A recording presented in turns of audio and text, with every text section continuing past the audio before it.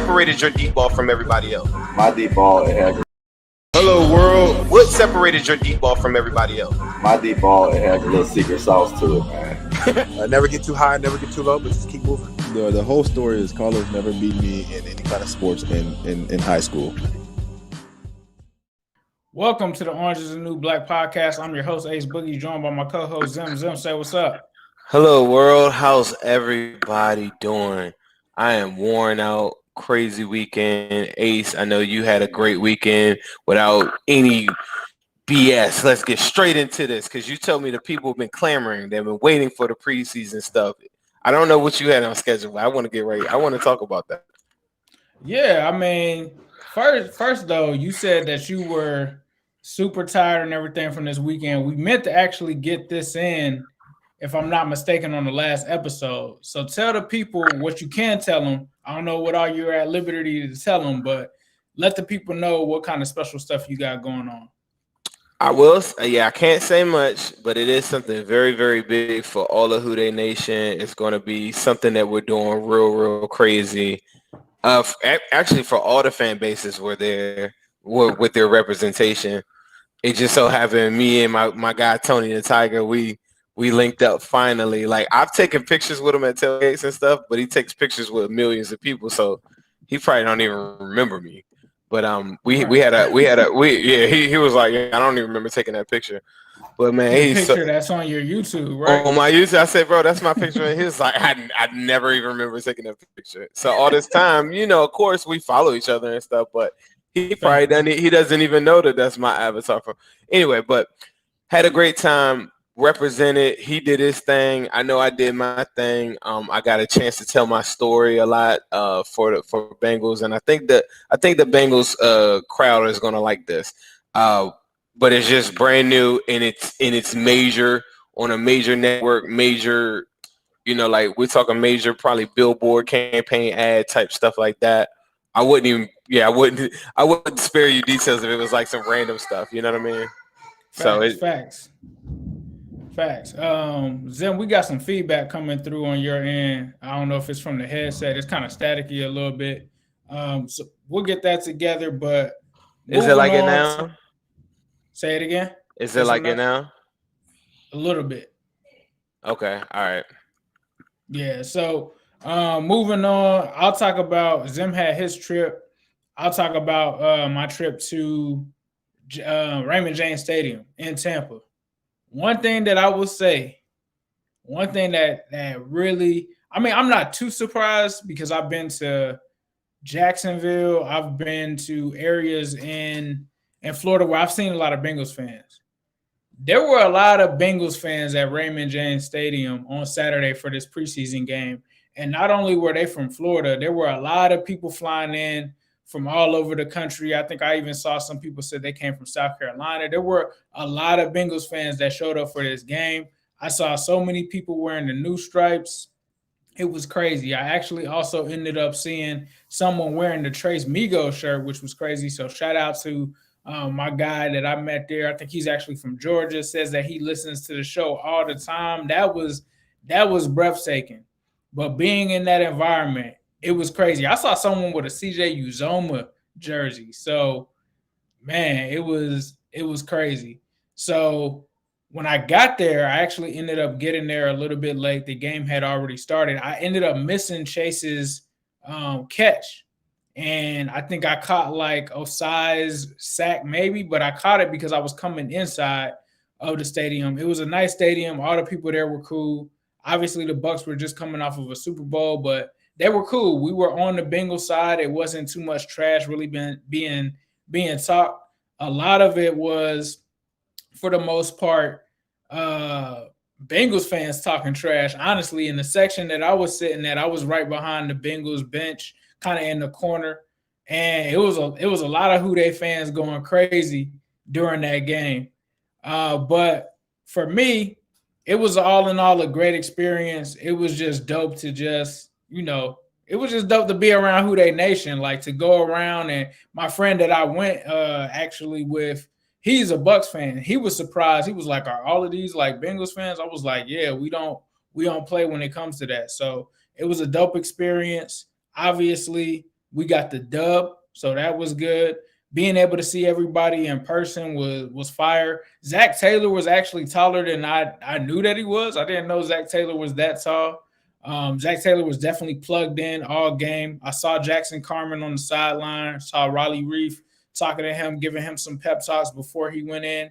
Another thing that stood out to me, Joe Mixon, before Jacquez ripped off like that long run in the end, Joe Mixon that went over to him and dapped him up and told him something before he went in for that drive. So definitely was a dope experience. Chase was Chase. Chase was so cool. He looked like a leader on the sideline. That's one thing I'll say, like the poise that Chase kind of had.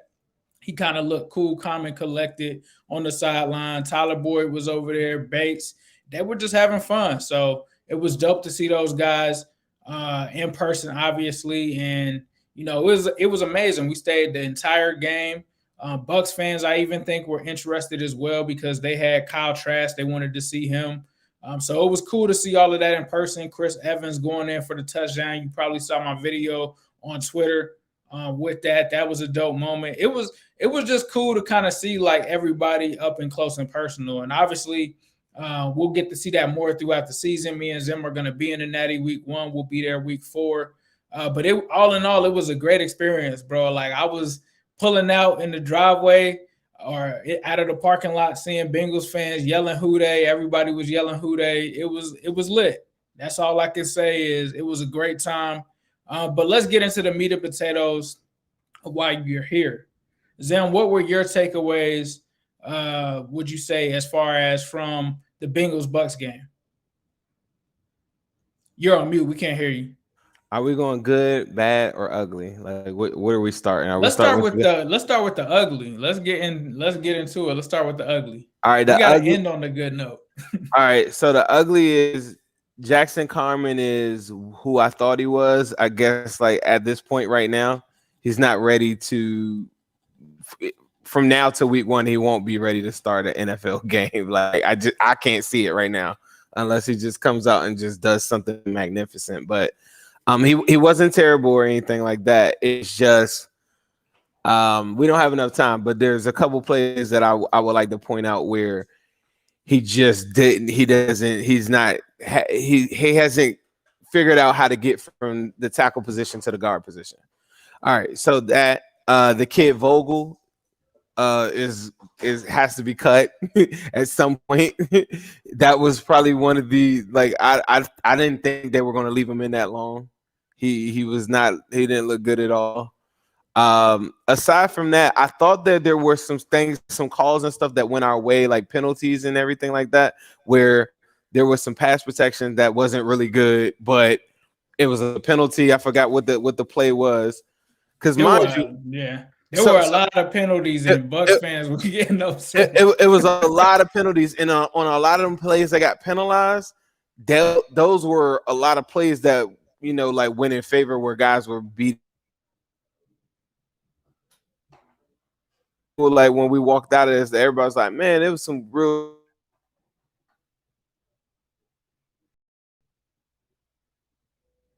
Well, I was actually listening to Anthony Cosenza on Cincy Jungle with us too, and he started off his show where he's kind of pointing out some of the plays that I'm talking about where it probably gets swept under the mat because it didn't really count, but there were some plays that didn't look really good. Those are the things that I think everybody was looking at offensive line play, right? So that was the main thing that I was checking for.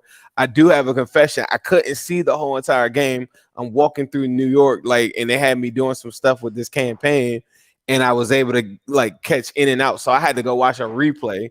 But as we know, all 22s, I had somebody send me the most important plays, all this stuff like that. So I didn't get to see the live game. So that kind of messed me up a little bit. But I did grasp a lot of the different. When you get into the good, I think I'll have a lot more, right?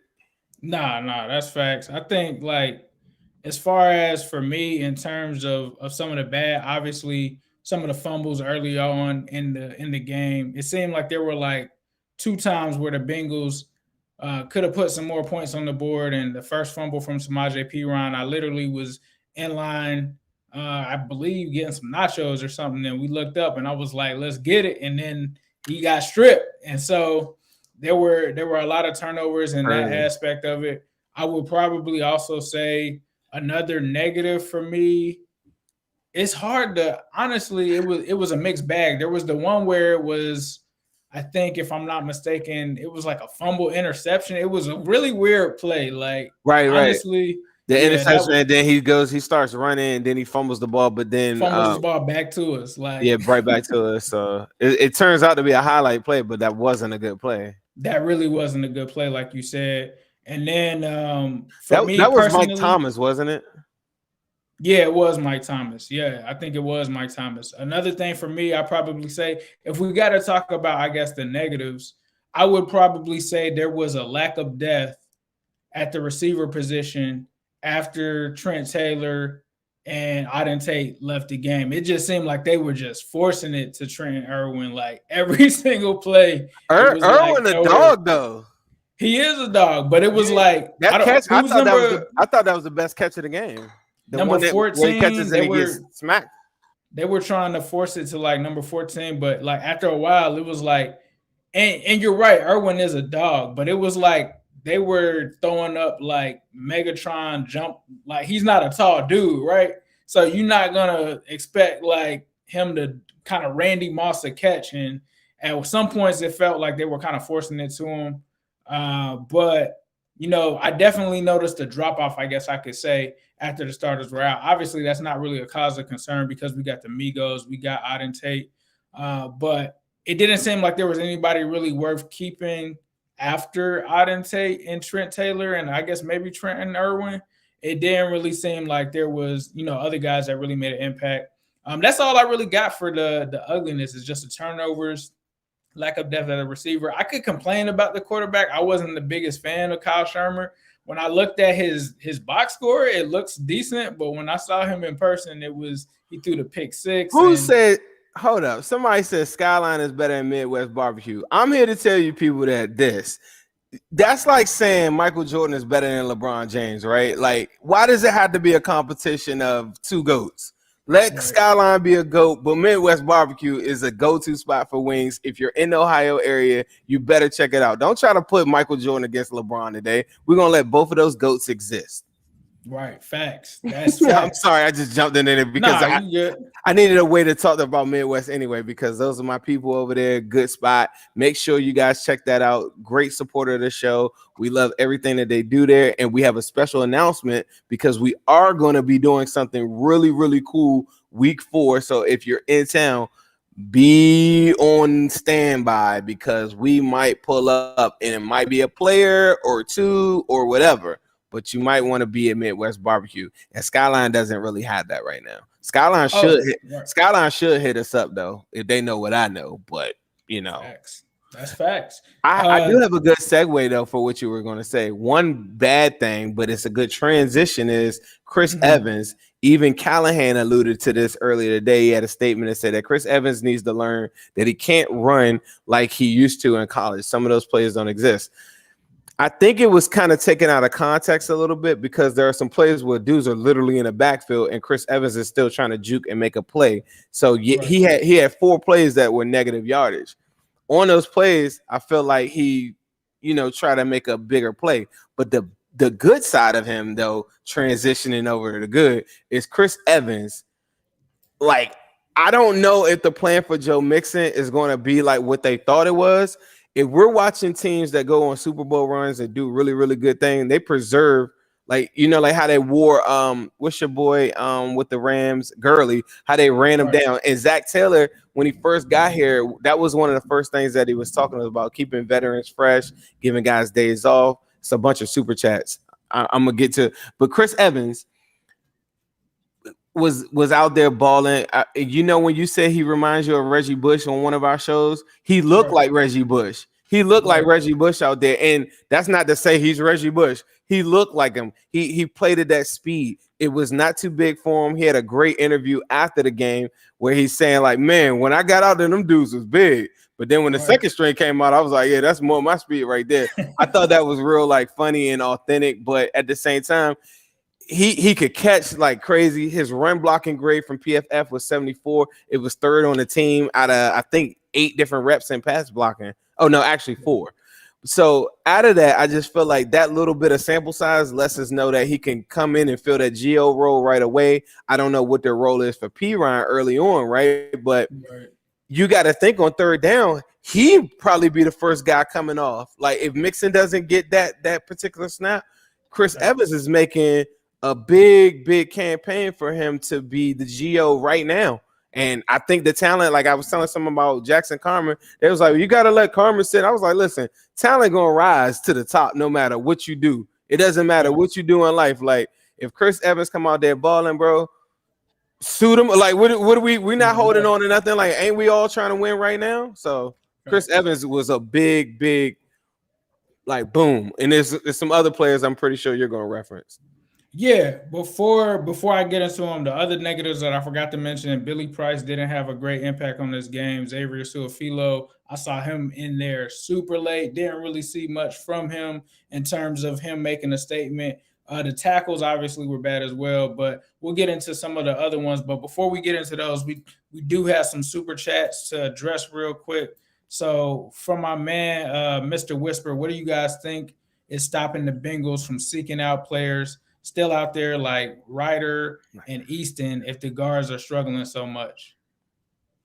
I mean, honestly, I'm going to be real. I don't think that, like, we're going to get into some of the positive ones. I think there are some guards on this roster that did play solid. I will say for all the Michael Jordan slander that has come this offseason, I think that he played extremely solid. Deontay Smith played extremely well. Quentin Spain in limited fashion. I mean, he was playing coming off of an injury. I think that they're going to be fine. So when you talk about no Fred either. So Fred is definitely going to steady up this ship for sure. You could definitely see that Frank Pollock and his touch of technique has definitely helped influence some of those guys. Not to say that there aren't guys struggling, right? Because Jackson Carmen did have a mixed bag, as Zim pointed out earlier, as one of the ugly ones. And then obviously you talk about Xavier Su'a-Filo as well. But I think that they're moving somewhere. Billy Price is another one. I don't know if you consider him a guard center. But I think that Ryder and Easton, at the end of the day, you got to look in the mirror and say there's 32 other teams. Is there a reason that they're still out there? Right. Possibly. Same reason Rick Wagner and all these guys. Rick Wagner, I went on his Instagram. He living his best life. And not Wagner, Mitchell Schwartz. Because somebody was like, why won't they get Mitchell Schwartz? I'm like, Mitchell Schwartz in the water, Mitchell Schwartz everywhere in the world. He's like, forget football, bro. And he got a lot of bank. So he's not really tripping off the money, probably. Facts. I did want to say though, like on the line play though, Fred Johnson should be suiting up Friday, so that will shore up some of the depth. So Friday, the game against the Washington football team, I'll be there, front row and center, 50-yard line. So I'll be able to give you my ace report when I come back from Washington. I'm gonna go live too. So if you guys go on Instagram or Twitter or something, in my mind, as long as my internet connection is crispy, I'm gonna go live with you at some point on Twitter, and I'm gonna go live with the people at some point on Instagram. So make sure y'all follow that. If you're at the game, come holler at me, come check me out.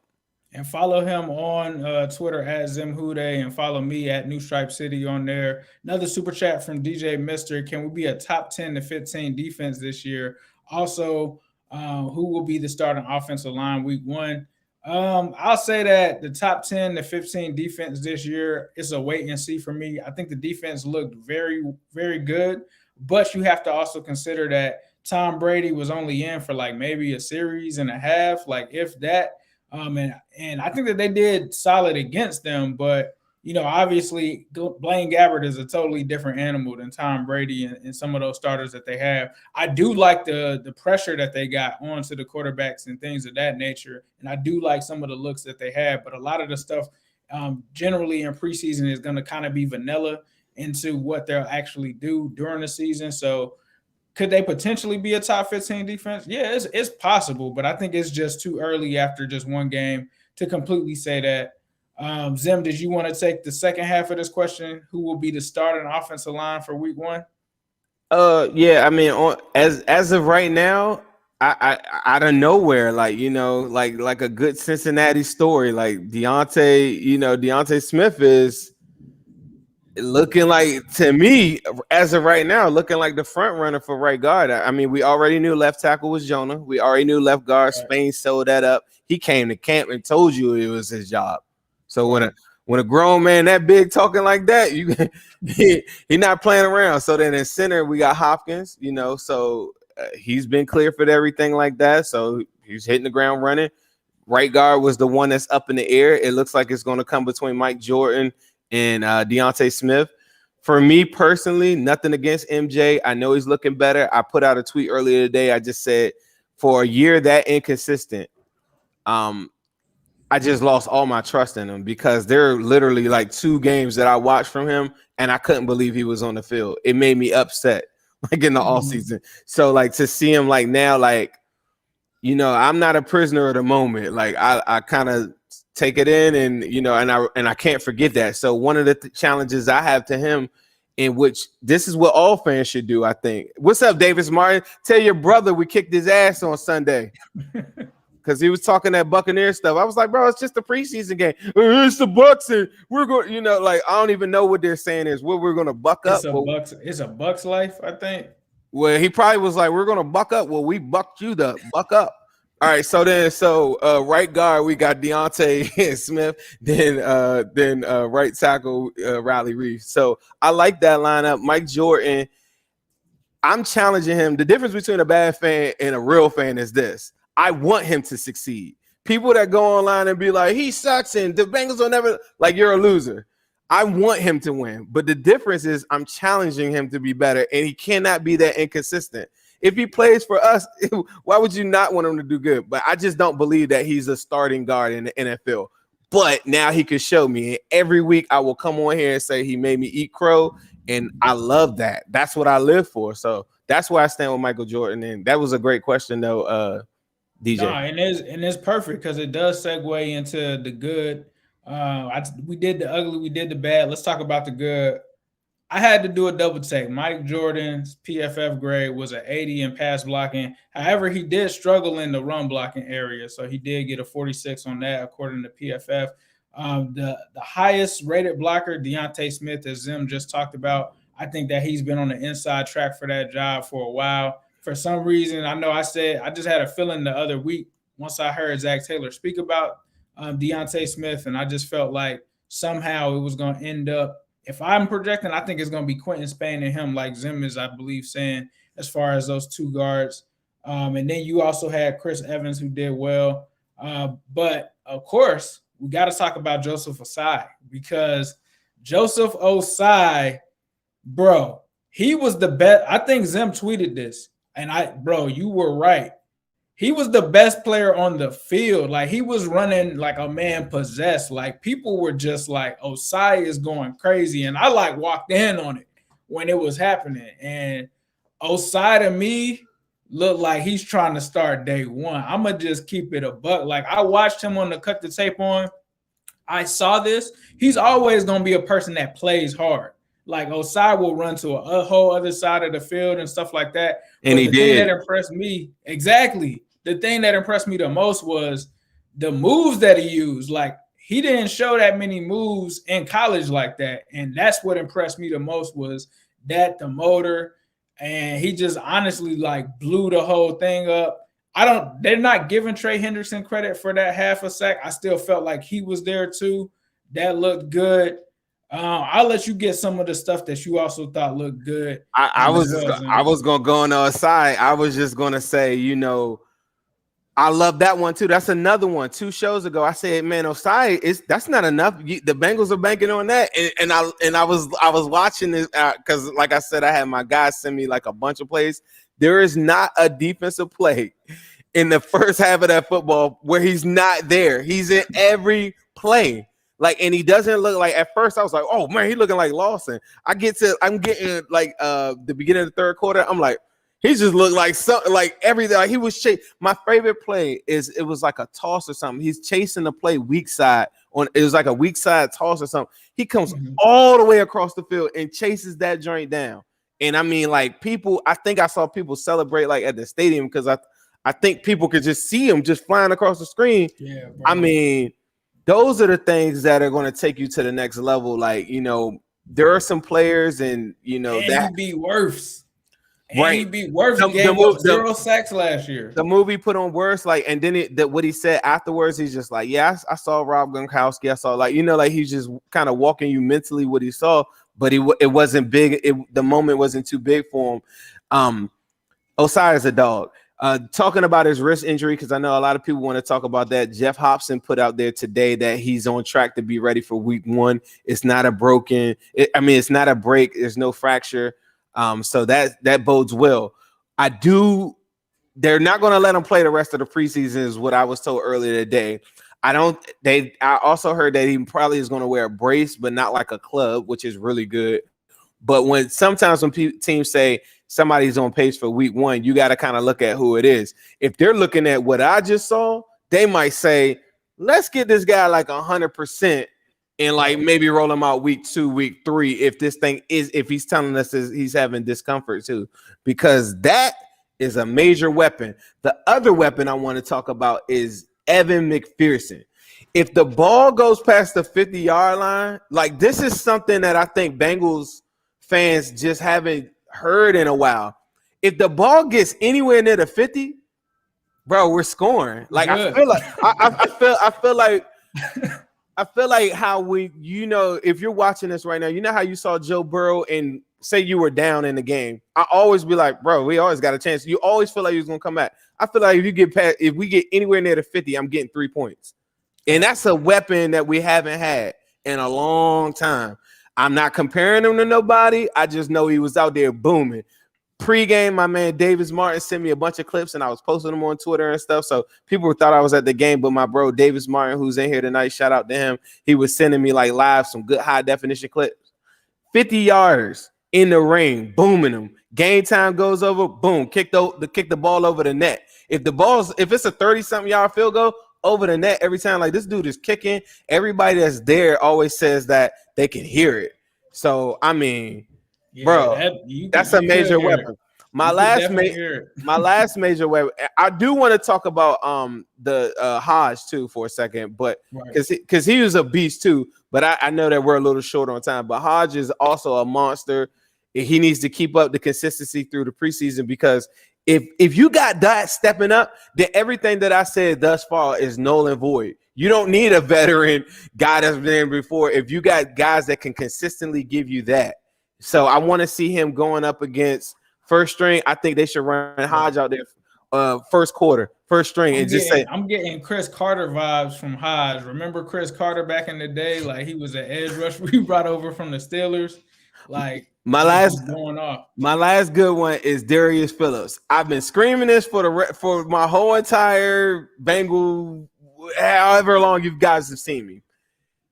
Some of my favorite players in time are punt returners. I don't know why. I used to be a big Tamarick Vanover fan. If y'all remember him, he used to always do a crazy return. I was a big fan of Eric Bieniemy. I was a big fan of Dion when he returned. Return game is just something I just always paid attention to. Darius Phillips has some of the intangibles and some of the things that, from a vision standpoint and how he sets up blocks on punt returns, that not a lot of guys have. Throughout the rest of the preseason, I watched a couple of other games in its entirety. Guys catch the football, run straight into a pile of people, right? Like, you see that. So it doesn't matter how fast you are. Couple that with the fact that he is fast. He does run a 4.4. So Darius Phillips is another weapon if they can keep him healthy. But it is predicated on the secondary staying healthy, because if Eli Apple is out, if Jalen Davis and all these guys are out like that, then they can't afford to have Darius Phillips returning all these punts. But Darius Phillips with that 140-yard kick, I got a chance to finally show. Somebody messaged me and said, "Bro, I see what you're talking about. That dude is a beast, bro." They have to use him if he's available. That's another weapon. We can change the field a lot. And one of the things I was saying, this is about 2 months ago, I said, Ace, we're not going to have the best defense. We might not have the best offense, like, as much as everybody thinks that we're going to light it up. But the one thing that we can have is the best special teams. So those are two different things that played out really, really well for us on that preseason game, is that one of their goals as a Bengals fan or on the Bengals team and staff, Darren Simmons should be telling them, like, hey, look, this is one thing that we can do probably better than anybody in the division, but it's going to take a lot of effort and it's going to take a lot of this talent like Darius Phillips and guys actually getting the opportunity to do it. Nah, that's facts. And you hit on another huge positive. The special teams, according to PFF, graded as the highest unit on this team from the scrimmage. I believe they had an elite grade. Another thing that we left out, Cam Sample, the rookie, also had a half sack in there. And I can't forget my man, Jaquez. I've been telling y'all since like a year ago, ever since we signed him, that Jaquez Patrick was not a normal undrafted player that the Bengals signed. Led all the running backs, 15 carries for 71 yards, 4.7 yards per carry. I think that he got the opportunity to really throw his hat in there for the fourth running back spot. So shout out to my man Jaquez Patrick for sure. But next time we will be breaking down after Zim gets to go to the Washington football team game. We'll be talking about that. I think we'll be previewing that. So look for that probably around Thursday, Friday. But if you really want to know when we're going live, please be sure to subscribe to our YouTube channels. His is ZimWhoDey. Mine is New Stripe City. Make sure you hit that alerts button so that way you're notified whenever we go live so that you can catch this. Also follow us on the Cincy Jungle Facebook. And Zim, what's that you got on, bro? That look kind of fresh. Hey, thank you. This is from my half sister, yes, Quintana. Ain't that the hardest name of all time? Like somebody just anyway, but yes, put this out. This is the Into the Jungle series that she's put out, and it says Nasty Natty because I'm a nasty natty boy. You know, I'm with Pollock. We're king of the nasties out here. So I really appreciate this. It feels great.